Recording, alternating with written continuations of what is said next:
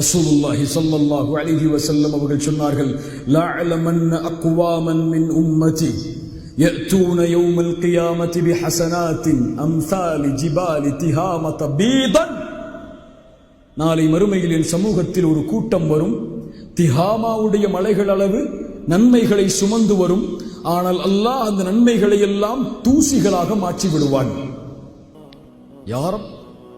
நபித்தோழர்கள் கேட்டார்கள், யா ரசூலல்லாஹ், அவர்கள் யார்?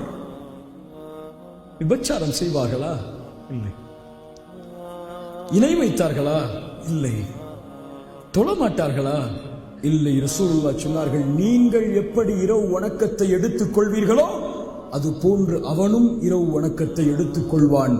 ஆனால் அவனுடைய நன்மைகள், அவன் தொழுகை, அவன் நோன்பு, அவன் நல்லறங்கள் எல்லாம் நாளை மறுமையில் தூசியாக மாற்றப்படும். ஏன்?